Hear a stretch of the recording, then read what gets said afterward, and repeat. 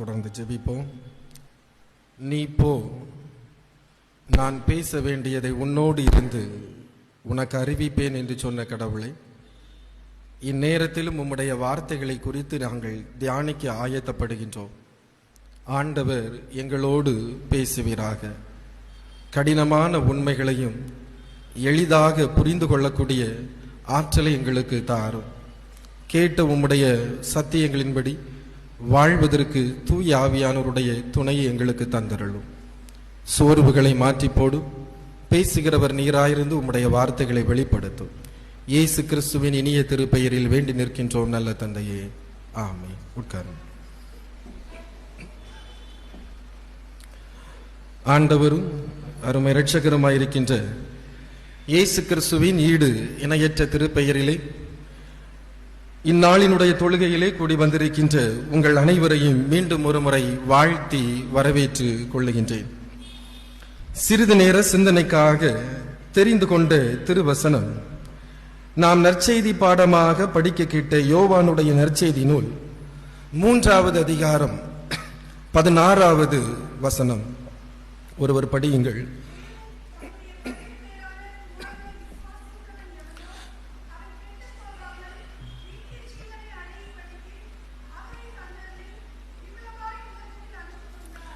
தேவன் தம்முடைய ஒரே பேரான குமாரனை விசுவாசிக்கிறவன் எவனோ அவன் கெட்டு போகாமல் நித்திய ஜீவனை அடையும்படிக்கு அவரை தந்தருளி இவ்வளவாய் உலகத்தில் அன்பு கூர்ந்தார்.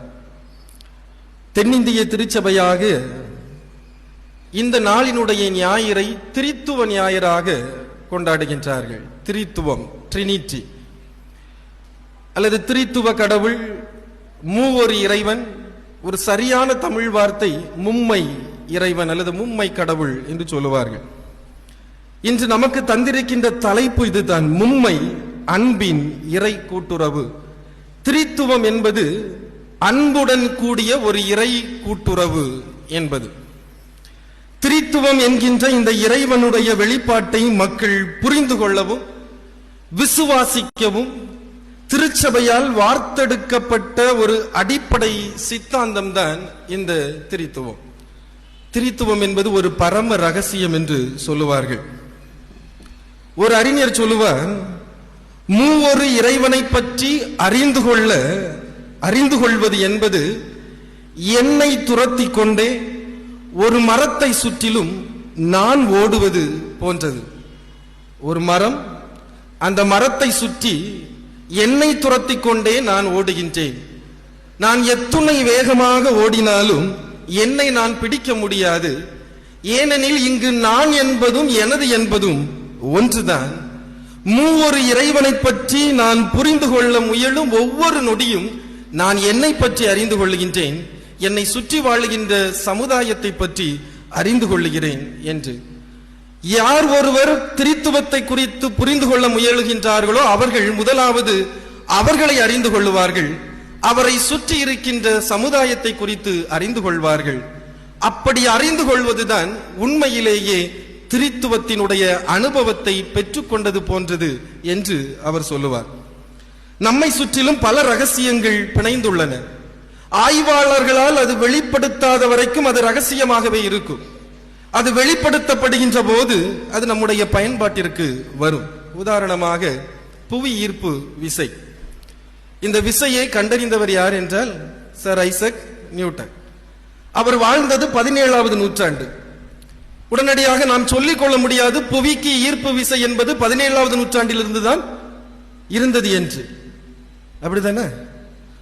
புவி எப்போது உண்டானதோ அப்போதே அதற்கு ஈர்ப்பு விசை இருக்கத்தான் செய்கிறது. அது மறைந்திருந்தது. அது இந்த உலகத்திற்கு வெளிப்படுத்தப்பட்டது 17வது நூற்றாண்டு. திரித்துவம் என்பது இப்படித்தான். அது எப்போதும் எல்லா காலத்திலும் இருந்தது. அது ஒரு குறிப்பிட்ட காலத்தில் தான் திருச்சபைக்கு வெளிப்படுத்தப்பட்டது என்று நாம் புரிந்து கொள்ள முடியும். விசுவாசத்தால் திரித்துவ கடவுளுடைய செயல்பாட்டை புரிந்து கொள்ளும் போது திரித்துவ அனுபவம் கிடைக்கின்றது. இந்த கோட்பாட்டை புரிந்து கொள்வது கடினம் என்று சிலர் சொல்லுவார்கள். ஏன் இந்த கோட்பாட்டை நாம் படிக்கிறோம் என்றால் அது மிகவும் முக்கியமானது. உண்மையில் இன்று கிறிஸ்தவம் பின்வாங்கிக் கொண்டே போகிறது. நம்முடைய முன்னோர்களிடத்தில் இருந்த அந்த பற்றுறுதியும் விசுவாசமும் நம்முடைய பெற்றோரிடத்தில் இல்லை. நம்முடைய பெற்றோரிடத்தில் இருந்த பற்றுறுதியும் விசுவாசமும் இன்று நம்மிடத்தில் இல்லை. நம்மிடத்தில் இருப்பது நம்முடைய பிள்ளைகளிடத்தில் இல்லாமல் போய்விடும், குறைந்து கொண்டே வருகிறது. காரணம் என்னவென்றால் அடிப்படை கோட்பாட்டை குறித்த புரிந்து கொள்ளுதல் இல்லாதது. எந்த ஒரு இயக்கம் கொள்கையற்று கோட்பாடற்று இருக்கிறதோ அந்த இயக்கத்தால் ஒருபோதும் சரியாக செயல்பட முடியாது, நிலைநிற்கவும் முடியாது. திருச்சபை என்பதும் அதில் விதிவிலக்கு அல்ல. இன்று திருச்சபை தேய்ந்து கொண்டே வருகின்றது. உலகமெங்கிலும் கிறிஸ்தவம் ஒரு கட்டத்தில் தேய்ந்து கொண்டே வருகிறது என்றால் அந்த கோட்பாடையும் கொள்கையும் குறித்த புரிந்து கொள்ளுதல் திருச்சபை மக்களிடத்தில் இல்லாமல் போய்விட்டது. பாரம்பரிய திருச்சபை என்று சொல்லுகின்ற நம்முடைய திருச்சபைகளில் தான் கோட்பாடை குறித்து பிரசங்கிக்கப்படுகிறது என்பதை நாம் மறந்து போக கூடாது. நம்மை சுற்றிலும் அநேக திருச்சபைகள் இருக்கின்றது. நீங்கள் எங்கு சென்றாலும் சரி, எந்த கூட்டங்களில் சென்றாலும் சரி, கோட்பாடை குறித்து பிரசங்கிக்கின்ற போதிக்கின்ற கூட்டங்கள் குறைவாகவே இருக்கிறது. பாவத்தை குறித்து பேசிவிடுவார்கள், அற்புதத்தையும் அதிசயத்தையும் குணமாக்குதல் வல்லமையும் குறித்து பேசிவிடுவார்கள், கடவுளுடைய வருகை குறித்து கூட பேசிவிடுவார்கள். ஆனால் கோட்பாட்டை குறித்து பேச மாட்டார்கள். அதிலும் இந்த திரித்துவம் என்கின்ற கோட்பாட்டை குறித்து எங்கு போனாலும் பேச முடியாது. நீங்க கேட்கவே முடியாது, எந்த கூட்டம் போனாலும் கேட்க முடியாது. ஒரே இடத்தில் தான் கேட்கப்படும், அது நம்முடைய திருச்சபைகள் தான். அப்படியாவது கிறிஸ்தவம் நிலைநிற்க வேண்டும், திருச்சபை நிலைநிற்க வேண்டும் என்பதுதான். இந்த கோட்பாட்டை நாம் சரியாக புரிந்து கொள்ளும் போதுதான் நம்முடைய விசுவாசமும் ஐக்கியமும் பற்றுறுதியும் நம்மிலே வலுப்படும். இதை புரிந்து கொள்ள முயற்சிக்க அழைக்கப்படுகின்றோம். பேராயர் அகஸ்டின், இறையிலுடைய தந்தை என்று சொல்லப்படுகின்றவர், இவர் சொல்லுவார், மூவொரு இறைமையை புரிந்து கொள்ள ஒருவர் முயன்றால் அவர் தனது மனதை இழந்து விடுகின்றார், அதை மறுதலிப்பவர் தன் ஆத்துமாவை இழந்து விடுகிறார் என்று சொல்லுகின்றார். இந்த திரித்துவ கடவுளை குறித்து புரிந்து கொள்ள ஒருவர் முயலும் போது மனதை இழந்து விடுவார்கள். ஒருவேளை இது புரிந்து கொள்ள கடினமாக இருக்கிறதே என்று சொல்லி அதை மறுதலித்து விட்டோம் என்றால் அவர்கள் தங்களது ஆத்துமாவை இழந்து விடுவார்கள் என்று சொல்லுகிறார். ஒரு சவாலான உண்மைதான் இந்த திரித்துவம். ஒரு முறை இவர் ஒரு கடற்கரையிலே நடந்து கொண்டிருந்தார். இந்த திரித்துவத்தை குறித்தே சிந்தித்துக் கொண்டிருந்தார். எப்படி மூன்று கடவுள், மூவொரு இறைவன் என்றால் என்ன, எப்படி புரிந்து கொள்ள முடியும் என்று குழப்பத்திலே நடந்து கொண்டிருந்தார். அந்த கடற்கரையிலே ஒரு சிறுவன் ஒருவன் ஒரு சிப்பியிலே கடற்கரை அந்த கடலின் நீரை எடுத்து கரையில் இருக்கிற ஒரு குழியிலே விட்டுக்கொண்டே இருந்தான். ஒரு 4-5 முறை அப்படி செய்து கொண்டிருந்தான். இந்த அகஸ்டின் கேட்டான், நீ என்ன செய்து கொண்டிருக்கிறாய் என்று. அப்போது அந்த சிறுவன் சொன்னான், கடலில் உள்ள அனைத்து நீரையும் இந்த குழிக்குள்ளே நான் விடப்போகிறேன் என்று. புன்னகை வித்தவாறு இவர் கேட்டார், ஒட்டுமொத்த கடலினுடைய நீரையும் நீ இந்த சிறிய குழிக்குள் அடக்கி விடுவாயா என்று. அப்போது அந்த சிறுவன் கேட்டான், அதுபோலத்தான் உம்முடைய சிறிய அறிவை கொண்டு அளவு கடந்த இறைவனை, கடவுளை உம்மால் புரிந்து கொள்ள முடியுமா என்று கேட்டு மறைந்து போனான் என்று. திரித்துவம் என்பது கடினம் போல தோன்றும், ஆனால் ஒரு எளிதான சத்தியம்தான். செல்லை மார்க்கர் என்கின்ற ஒரு இறையலாளர் சொல்லுவார், திருச்சபையினுடைய முகட்டுக்கள் என்பதை இந்த திரித்துவம் தான், இந்த கோட்பாடுதான், இந்த கொள்கை தான். எனவே அவற்றை குறித்து நாம் கற்றுக்கொள்ள அழைக்கப்படுகின்றோம். திரித்துவத்தை குறித்து பல கேள்விகள் எழும்ப வேண்டும். 3 கடவுளா? மூவரும் ஒன்றா? யார் பெரியவர்? தாயும் தந்தையுமாகிய கடவுள் பெரியவரா? இயேசு கிறிஸ்து பெரியவரா? தூய ஆவியராகிய கடவுள் பெரியவரா? இன்று நாம் பெற்றோராய் நாம் இருக்கின்றோம். நம் பிள்ளைகள் கற்றுக்கொண்டு வருகின்றார்கள். அறிவியலை குறித்து அதிகமாக ஆராய்ந்து கொண்டு வருகின்ற ஒரு சமூகம் நம்முடைய சமூகம். நம்முடைய பிள்ளைகள் கல்வி கற்றுக்கொண்டே வருகின்றார்கள். பல கேள்விகள் எழும். உங்களிடத்தில் வந்து, அம்மா அல்லது அப்பா, இந்த திரித்துவம்னா என்ன அப்படின்னு கேட்டால் நீங்க என்ன பதில் சொல்ல முடியுங்க? யாரும் கேட்டிருக்காங்களா? கேட்டாலும் நமக்கு பதில் சொல்லுவது சற்று சிரமம். ஒரு பதிலை நாம் சொல்லுவோம், மூவொரு கடவுள். மூவொரு கடவுள் என்றால் என்ன? அடுத்த கேள்வி கேட்டா என்ன பதில் சொல்லுவோம்? நமக்கே பல நேரங்களில் தெரிகிறது இல்லை. உண்மை அதுதான். அதிகப்படியாக பிள்ளை அது எப்படி மூவொரு கடவுளாக இருக்க முடியும், அப்படின்னா என்ன அப்படின்னு கேட்டா கடைசியாக நம்ம சொல்லக்கூடிய ஒரே பதில் இதா தான் இருக்கும். நீ சாத்தானா இருக்க, அல்லது நீ தப்பு பண்ற. காரணம் என்னன்னா பைபிள் மூவர் கடவுள்னு சொல்லுது. இதுக்கு மீறி நீ யோசிக்கிறதும் தப்பு, கேள்வி கேட்கிறதும் தப்பு. ஏன்னா நம்ம அதுக்கு மீறி யோசிக்க மாட்டேங்கிறோம். பிரச்சனை அங்கத்தான் இருக்கிறது. இப்போதும் நம்முடைய வாலிப சகோதர சகோதரிகள் பலர் திருச்சபைக்கு வராமலே இருக்கிறார்கள். ஏனென்றால் அவர்களுடைய கேள்விக்கான பதிலை பெற்றோராகிய நம்மால் கொடுக்க முடியவில்லை. இங்கு இருக்கின்ற பல பிள்ளைகளுடைய உள்ளத்திலே எழுந்து கொண்டே இருக்கும். அறிவியலை குறித்து கற்றுக்கொண்டு வருகின்ற பிள்ளைகள் ஆன்மீகத்தை குறித்து பல கேள்விகளை எழுப்பிக் கொண்டே இருப்பார்கள். பதில் சொல்லும் போதுதான் ஆன்மீகத்தின் மீது ஒரு பிடித்தம் உருவாகும். இந்த திரித்துவத்தை குறித்து நாமே பல நேரங்களில் சரியாக புரிந்து கொள்ள இயலவில்லை. நமக்குள்ளே இவ்வளவு கேள்விகள் எழுகிறது. 3 கடவுளா, மூவரில் ஒருவரா, யார் பெரியவர் யார் சிறியவர் என்று. இந்த கோட்பாடு எப்போது ஆரம்பமானது? திருமறையிலே இந்த வார்த்தையே இல்லை. அதுதான் முதல் கேள்வி. பிள்ளைகளுக்கு வரக்கூடிய கேள்விக்கு பிரச்சனை இதுதான். திருமறையிலே திரித்துவம் என்கின்ற வார்த்தையே இல்லையே, மும்மை கடவுள் அல்லது மூவோர் இறைவன் என்கின்ற வார்த்தையே இல்லையே. நமக்கும் தெரியும். அப்படி என்றால் ஏன் இதை திருச்சபை அடிப்படை கோட்பாடாக வைத்திருக்கிறது? ஏன் இதை நான் நம்ப வேண்டும், ஏன் இதை நான் பின்பற்ற வேண்டும் என்ற ஒரு எண்ணம் வரும். தொடக்க கால திருச்சபையிலே இது ஒரு பிரச்சனையாகவே எழவில்லை. அதுதான் முக்கிய காரணம். திருமறையில் ஏன் இதை குறித்த பதில் இல்லை என்னவென்றால், திருமறை எழுதப்பட்ட அந்த தொடக்க கால திருச்சபை மக்களுக்கு இந்த திரித்துவத்தை குறித்த கேள்விகள் அதிகமாக எழவில்லை. அப்போதும் தொடக்க கால திருச்சபையிலே திரித்துவத்தின் பெயரால் தான் ஞானஸ்நானம் கொடுத்தார்கள், திருமுழுக்கு கொடுத்தார்கள். தந்தை, மைந்தர், தூய ஆவியர் என்று தான் தொடக்க கால திருச்சபையிலே சீடர்கள் போதித்தார்கள். ஆனால் எந்த சபை மக்களும் அதை குறித்து கேள்வி எழுப்பவில்லை என்றால் அந்த காலத்தில் வாழ்ந்த மக்கள் அதை சரியாக புரிந்து கொண்டார்கள். எனவே அவர்களுக்கு அதை குறித்து விவாதம் இல்லை. அந்த செயல் அல்லது அந்த தத்துவம் ஒரு விவாதத்திற்கு உள்ளாக்கப்படவில்லை. ஏனென்றால் சபை மக்கள் அதை தெளிவாக அறிந்து கொண்டிருந்தார்கள். ஆனால் குறிப்பாக சீஷர்களுடைய காலத்திலும் பவுலினுடைய காலத்திலும் இது ஒரு பிரச்சனையாக எழவில்லை என்பது நிமித்தமாகத்தான் இதை குறித்த விளக்கங்கள் அதிகமாக அங்கு சொல்லப்படவில்லை. ஆனால் பின் வரக்கூடிய காலம் கிரேக்க ரோம சமய கூறுகளால் கிறிஸ்தவம் கேள்விக்குறியாக்கப்பட்டது. பல பிரச்சனைகள் எழும்பியது.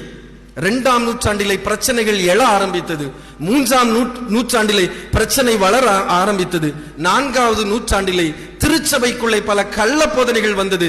திருச்சபைகள் துண்டாடப்பட்டது. அவங்க கேட்ட ஒரே கேள்வி இதுதான். ரோம கிரேக்க சமய கூறுகள் என்ன சொன்னது என்றால், நாங்கள் பல கடவுள்களை வணங்குகின்றோம், நீங்களும் தந்தை, மைந்தர், தூய ஆவியர், பிதா, குமாரன், பரிசுத்த ஆவி என்று சொல்கிறீர்கள். நீங்களும் ஒரே கடவுளை வணங்கவில்லை, நீங்களும் எங்களை போல பல கடவுள்களை வணங்கக்கூடிய கூட்டத்தார் தான் என்று சொன்னார்கள். இதுதான் அங்கு ஏற்பட்ட முதல் பிரச்சனை. இந்த பிரச்சனைக்கு பதில் சொல்ல வேண்டும், கிறிஸ்தவம் பதில் சொல்ல வேண்டும். ஏனென்றால் கிறிஸ்தவம் ஒரே கடவுள் கோட்பாட்டை உருவாக்கியது. நாங்கள் எல்லாரும் ஒரே கடவுளை வணங்குகின்றவர்கள். ஆனால் சுற்றி இருந்த ஜனங்கள் சொன்னார்கள், இல்லை, நீங்கள் பயன்படுத்துகின்ற வார்த்தை பிதா, குமாரன், பரிசுத்த ஆவி. அங்கு 3 பேரை நீங்கள் குறிப்பிட்டு சொல்லுகின்றீர்கள். நீங்கள் 3 கடவுள்களை வணங்குகின்றீர்கள். எங்களைப் போலத்தான் நீங்களும், நீங்கள் ஒன்று விசேஷித்தமானவர்கள் அல்ல என்ற குற்றச்சாட்டு வைக்கப்படுகின்ற போது ஒரே கடவுள் கோட்பாட்டை பின்பற்றிய கிறிஸ்தவம் அதற்கு பதில் சொல்ல வேண்டிய ஒரு கட்டாய சூழலுக்கு தள்ளப்பட்டது. ஏனென்றால் கிறிஸ்தவம் என்பது எபிரேய யூத சமயத்தில் இருந்து உருவான ஒரு சமயம். எபிரேயம் ஒரு இறை கோட்பாடை வலியுறுத்தியது. அதிலிருந்து வந்ததுதான் இந்த யூத சமயம், இஸ்ரவேலர்கள் சமயம். அவர்களும் ஒரே கடவுள் தான் என்ற கோட்பாட்டை சொன்னார்கள். அந்த யூத சமயத்திலிருந்து தான் கிறிஸ்தவம் தோன்றுகிறது. கிறிஸ்தவம் சொல்கிறது நாங்கள் ஒரே கடவுள் தான் என்று. அப்போது அவர்களுக்கு ஒரு பதில் சொல்ல வேண்டும். தந்தை, மைந்தர், தூய ஆவியர் என்பவர்கள் 3 கடவுள்கள் அல்ல, ஒரே கடவுள் தான் என்கின்ற ஒரு பதிலை சொல்வதற்காக ஒரு கோட்பாட்டை உருவாக்கினார்கள். அந்த கோட்பாடுதான் திரித்துவம், அந்த கோட்பாடுதான் ட்ரினிட்டி. 2வது நூற்றாண்டிலே தியோபிலஸ் என்கின்ற ஒரு இறையியல் அறிஞர் மூவொரு கடவுளை குறிப்பதற்கு ஒரு கிரேக்க வார்த்தையை பயன்படுத்தினார், ட்ரையாஸ் என்று சொன்னார். அதை தொடர்ந்து வந்த தெர்த்துலியன் என்கின்ற ஒரு இறையியல் அறிஞர் ட்ரினிட்டாஸ் என்று சொன்னார். இவரைத்தான் இன்று திரித்துவத்தை உருவாக்கியவர் என்று சொல்லுவார்கள். திருச்சபை கேள்விக்குறியாக்கப்பட்டது, திருச்சபை துண்டாடப்பட்டது. சபை மக்களை ஒன்று சேர்க்க வேண்டும் என்பதற்காக உருவாக்கப்பட்ட ஒரு கோட்பாடுதான் இந்த ட்ரினிட்டி. இதை குறித்து பல கேள்விகள் நமக்கு எழும்பும். அதற்குரிய தீர்வுகள் என்ன என்பதையும் நாம் கற்றுக்கொள்ள அழைக்கப்படுகின்றோம். இன்னைக்கு நமக்கு எழும்புகிறது போல அநேக கேள்விகள் அன்றும் எழும்பியது. தொடக்க கால திருச்சபையிலும் எழும்பியது. அனைத்து கேள்விகளுக்கும் பதிலையும் அவர்கள் கொடுத்தார்கள். இன்று நமக்கும் பல திருமறை வசனங்கள் நம்மை குழப்புவது போலத்தான் இருக்கும். நாம் படிக்க கேட்ட அந்த 16வது வசனத்திலே சொல்லப்படும், தேவன் தம்முடைய ஒரே பேரான குமாரனை விசுவாசிக்கிறவன் எவனோ அவன் கெட்டு போகாமல் நித்திய ஜீவன் அடையும்படிக்கு அவரை தந்தான். அவரை ஒருவர் தந்தருளினார். உடனடியாக கேள்வி கேட்டார்கள். கடவுள் பெரியவர், தந்தை பெரியவர், இயேசு கிறிஸ்து சிறியவர் என்ற ஒரு கேள்வி. அன்று திருச்சபை மக்களிடத்திலே இந்த பிரச்சனை எழ ஆரம்பித்தது. இயேசுவை இந்த உலகத்திற்கு அனுப்பியவர் ஒருவர் உண்டென்றால் அவர்தான் பெரியவர். இயேசு கிறிஸ்து சிலுவையிலே மரிக்கும் போது ஒன்று சொன்னார், என் தேவனே என் தேவனே ஏன் என்னை கைவிட்டீர்? இயேசுவே ஒரு கடவுள் என்றால் அவர் எந்த கடவுளை பார்த்து கூப்பிட்டார்? கேள்வி எழுமேலாதா? இயேசு ஒரு கடவுள் என்றால் அவர் எந்த கடவுளை பார்த்து ஜெபித்தார்? இது தொடக்க கால திருச்சபை மக்கள் கேட்ட கேள்வி. நீங்கள் சொல்லுகின்றீர்கள் இயேசு கிறிஸ்து ஒரு கடவுள், ஆனால் இயேசு கிறிஸ்துவை இந்த உலகத்திற்கு ஒருவர் அனுப்பினது உண்டென்றால் அனுப்பினவர் அல்லவா பெரியவர், இயேசு கிறிஸ்து சிறியவர். இப்படி ஒரு கோட்பாடு அன்று எழும்பியது. அரியு என்கின்ற ஒரு மனிதன் எழுப்பினார். ஏரியனிசம் என்று சொல்லுவார்கள். தந்தை பெரியவர், இயேசு கிறிஸ்து சிறியவர். இன்றும் இந்த கூட்டத்தில் இதை நம்புகின்ற மக்கள் கூட்டம் இருக்கத்தான் செய்யுது. இந்த யெகோவா விட்னஸ் கேள்விப்பட்டிருப்பீங்க. யெகோவா சாட்சிகள் என்று ஒரு கிறிஸ்தவ பிரிவினர் உண்டு. அவர்களை கிறிஸ்தவ பிரிவினர் என்று கூட சொல்ல மாட்டார்கள். அந்த யெகோவா சாட்சிகளுடைய நம்பிக்கை இதுதான், பிதாவானவர் மட்டும்தான் கடவுள், இயேசு கிறிஸ்து அல்ல. அன்று எழும்பிய பிரச்சனை இன்றும் இருந்து கொண்டே தான் இருக்கிறது. இன்னொரு கூட்டத்தார் எழும்பினார்கள். மோனார்கனிசம் என்று சொல்லுவார்கள். மோனார்கனிசம். இவர்கள் சொல்லுவார்கள், கடவுள் ஒரு முறை தந்தையாகவும் ஒரு முறை மைந்தராகவும் இன்னொரு முறை தூய ஆவியராகவும் இருந்தார். எத்தனை பேர் இதை நம்புறீங்க? கை தூக்குங்க பாப்போம். நம்மில் பலரிடத்தில் இந்த நம்பிக்கை தான் இருக்கிறது. பழைய ஏற்பாட்டிலே அவர் கடவுளாக இருக்கின்றார். இயேசு கிறிஸ்துவின் காலத்தில் அவர் இயேசு கிறிஸ்துவாக இருந்தார். இயேசு கிறிஸ்துக்கு பிறகு தூய ஆவியராக இருந்தார். இப்படி ஒரு கூட்டம் நம்பிக்கொண்டிருந்தது. இன்று பெரும்பாலான கிறிஸ்தவர்கள் அப்படித்தான் நம்புவார்கள். அன்று பழைய ஏற்பாட்டில் கடவுளாகவும் புதிய ஏற்பாட்டில் இயேசு கிறிஸ்துவாகவும் திருச்சபையின் காலத்தில் தூய ஆவியராகவும் இருக்கின்றார் என்று. இப்படி நாம் யோசிக்கும் போதே பல பிரச்சனைகள் நமக்குள்ளே எழும்பும். இந்த கொள்கையை பிடித்தவர்கள் தான் மொனார்கனிசம் என்று சொல்லுவார்கள். மூன்றாவது ஒரு கூட்டம் இருந்தது, அவர்கள் தான் மோன்டானிசம் என்று சொல்லுவார்கள்.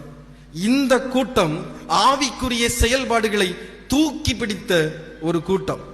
2வது நூற்றாண்டிலே மோன்டானிஸ் என்கின்ற ஒரு மனிதரால் உருவாக்கப்பட்ட கூட்டம் இந்த மோன்டானிசம். இவர்கள் ஆவிக்குரிய அபிஷேகத்திலும் நம்பிக்கை கொண்டிருந்தார்கள். தங்களை ஆன்மீகவாதிகளாகவும் நேரடி பரிசுத்தாவியாரனுடைய வெளிப்பாட்டை உடையவர்களாகவும் கருதினார்கள். யோவா நூலையும் வெளிப்படுத்தின நூலையும் மட்டுமே இவர்கள் தூக்கி பிடித்தார்கள். இந்த கூட்டம் பிதாவையும் விட்டுட்டு இயேசு கிறிஸ்துவையும் விட்டுவிட்டது, தூய ஆவியாரை மட்டும் தூக்கி பிடித்தது. இன்றும் பலர் இருந்து கொண்டு தான் இருக்கின்றார்கள். நாங்கள் ஆவிக்குரியவர்கள் என்று, நாங்கள் தூய ஆவியானவரால் நிரப்பப்பட்டவர்கள் என்று. இது இன்றைய பிரச்சனை அல்ல. இது இன்றைய கூட்ட மக்களிடத்தில் எழுகின்ற பிரச்சனை அல்ல. அன்றும் ஒரு கூட்டம் இருந்தது. தூய ஆவியானவரை பெற்றவர்கள் நாங்கள், இயேசு கிறிஸ்துவை காட்டிலும் நாங்கள் தூய்மையானவர்கள் என்று சொல்லக்கூடிய நிலைமையிலே அன்றும் இருந்தது. அவர்கள் தான் மோன்டானிசம் என்று சொல்லுவார்கள். எவ்வளவு பிரச்சனை, எவ்வளவு கேள்வி. இன்று நமக்கும் இந்த கேள்விகள் எழத்தான் செய்கின்றது.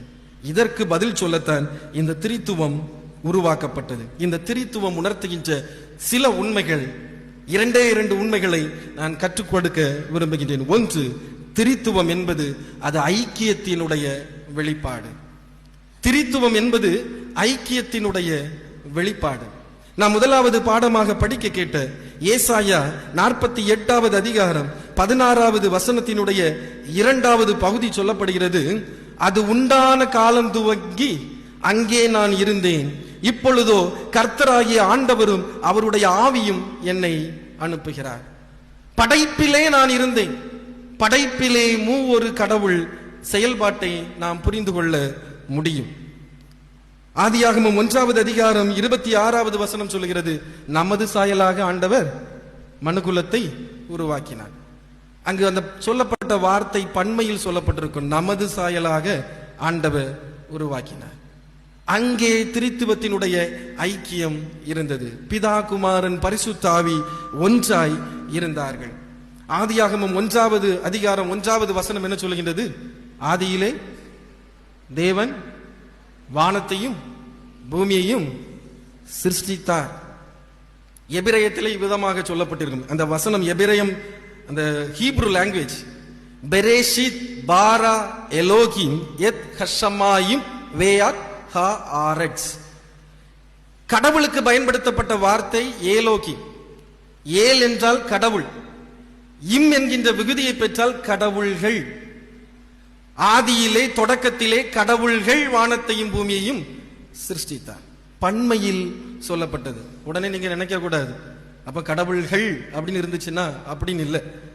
ஒரு மதிப்புக்குரிய ஒரு ஆளை நம்ம சொல்லுவோம் என்றால், கலெக்டர் வந்தார் அப்படின்னு சொல்ல மாட்டாங்க. கலெக்டர் அவர்கள் வந்தார்கள். இந்த விகுதியில் தான் இங்கு சொல்லப்படுகிறது.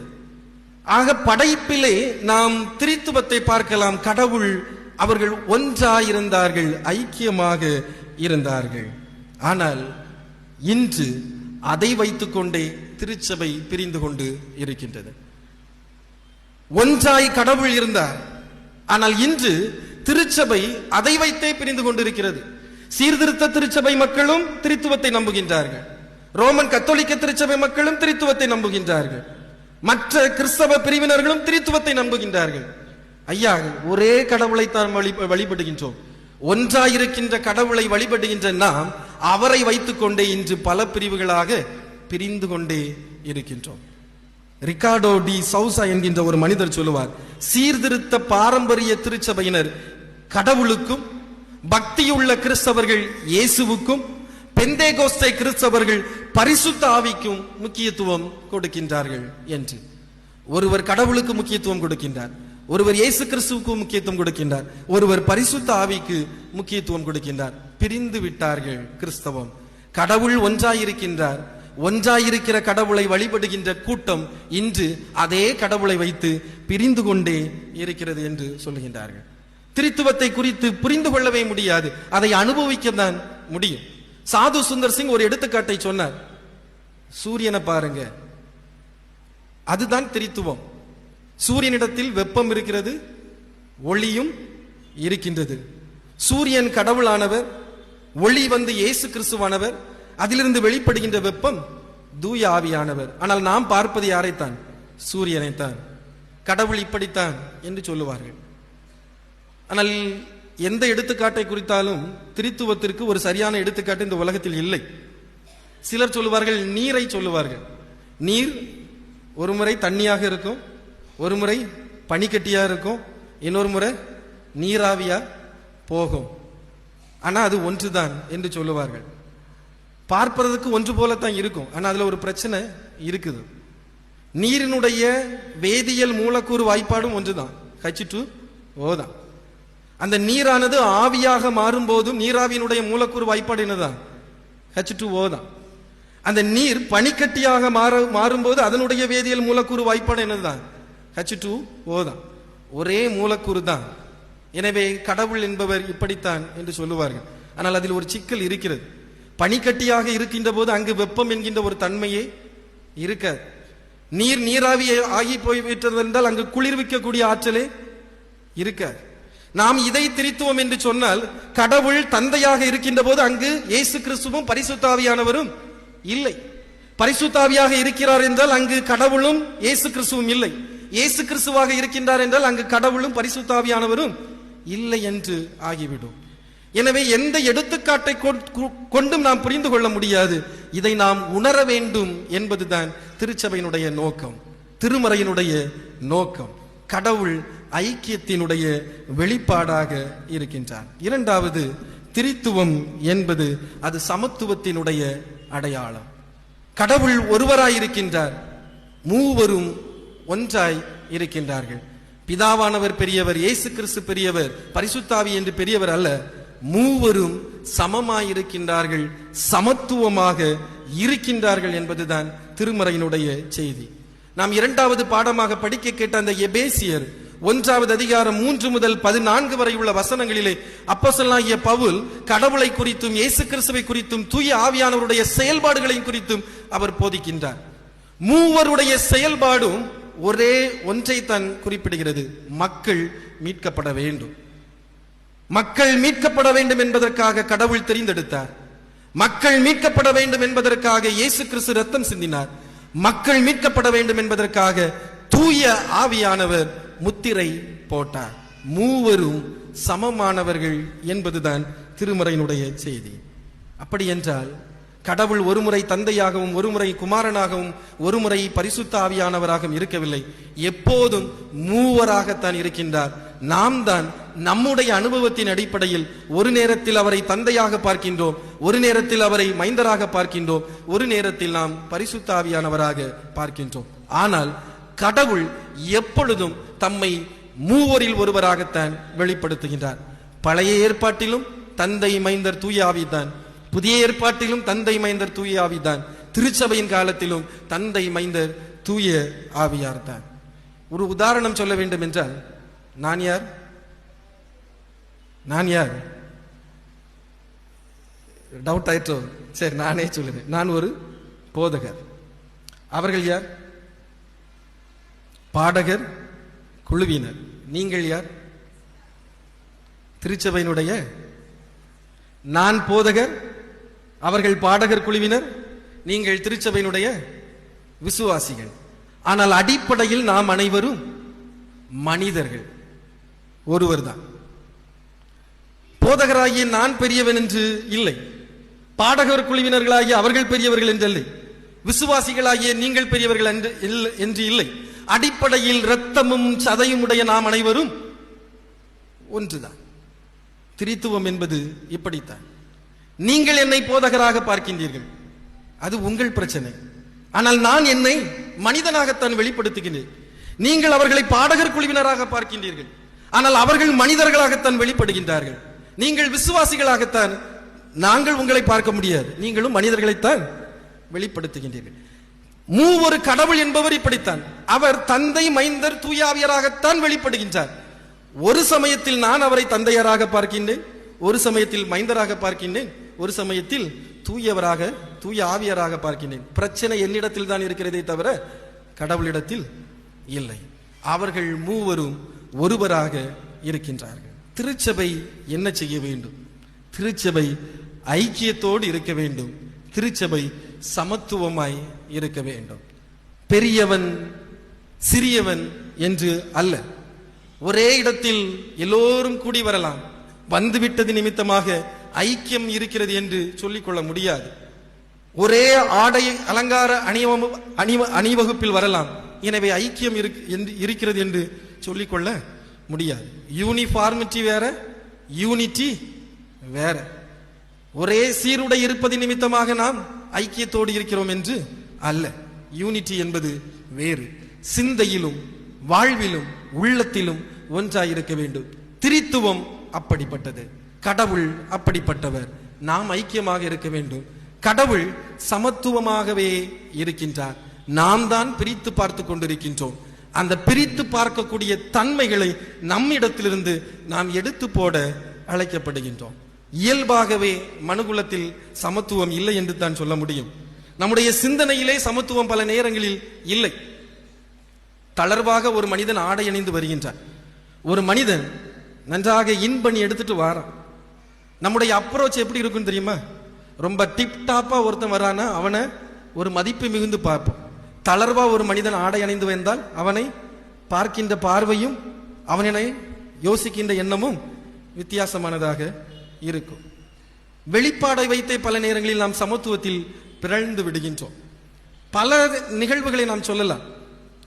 இந்த இயேசு கிறிஸ்து பிறந்த அந்த பிறக்கின்ற போது அந்த நாடகத்தை நீங்க பார்த்திருப்பீங்கன்னா தெரியும். தேவதூதர்கள் எல்லாரும் வந்து பாடினாங்க, அப்படிதானே? அவர் பிறந்தாரு, சத்திரத்தில் இடமில்லாமல் தொழுவத்தில் போட்டார்கள், பரமசேனை கூடி வாழ்த்திய. சில நேரங்களில் திருச்சபைகளில் அதை நாடகமா போடுவாங்க. போடும்போது அந்த தேவதூதர்களுக்கு ஆள் எடுக்கும் போது பார்த்துருப்பீங்கன்னா தெரியும், எந்த பிள்ளை வெள்ளையா இருக்குதோ அந்த பிள்ளைய தான் தேவதூதர்களா கொண்டு நிறுத்துவாங்க. பார்த்துருக்கீங்களா? தேவதூதர்கள்னா கொஞ்சம் ஃபேரா இருக்கணும். ஏன் கருப்பா இருந்தா தேவதூதர்களா ஆகாதா? இயல்பாகவே நாம் சமத்துவத்தில் இல்லை, அதான் பிரச்சனை. சங்கார தூதன் கடந்து போனான். ஒரு தூதன் ஒரு இரவில் 1,76,000 பேரை முறியடித்தான். அந்த தூதர்கள் எல்லாரும் எப்படி தெரியுமா நம்ம கண்ணுக்கு தெரியும்? ஆண் தூதரா தெரியும்.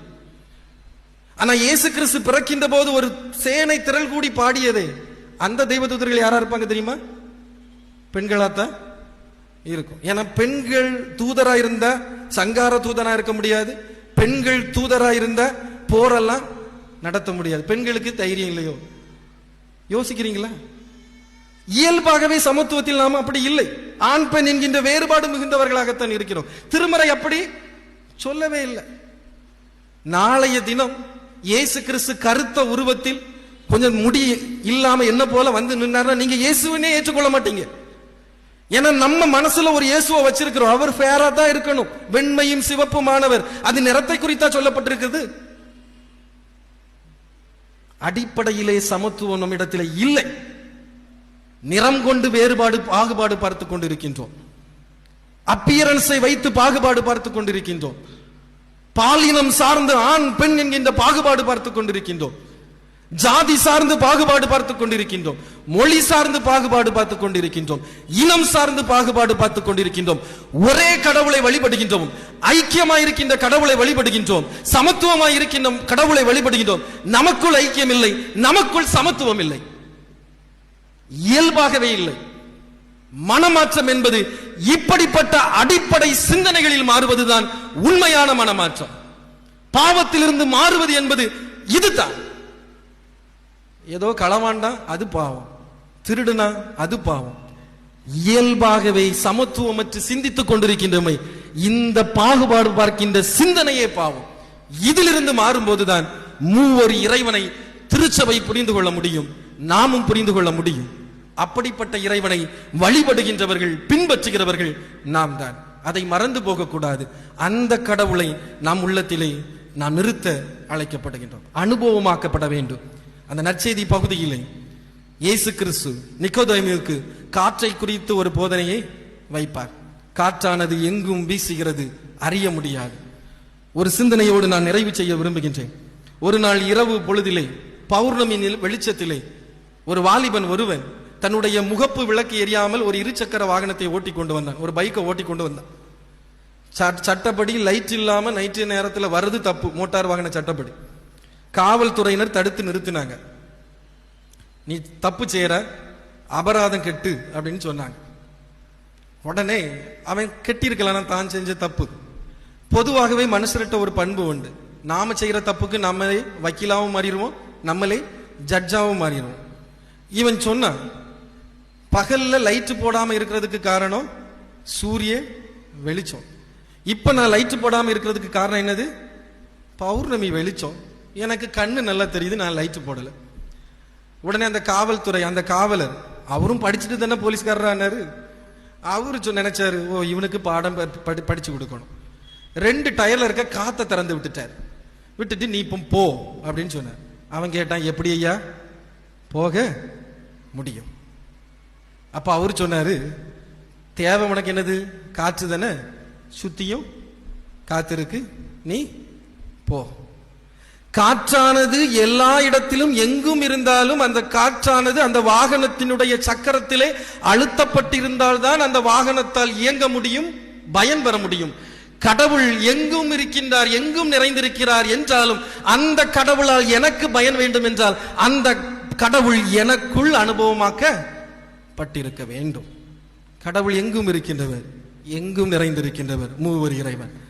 அவர் எனக்கு பயன் வேண்டும் என்றால் அவர் எனக்குள் அனுபவமாக்கப்பட்டிருக்க வேண்டும். திருச்சபை கடவுளை நமக்குள் அனுபவமாக்கிக் கொள்வோம். ஆண்டவர் நம்மை ஆசீர்வதித்து வழி நடத்துவாராக.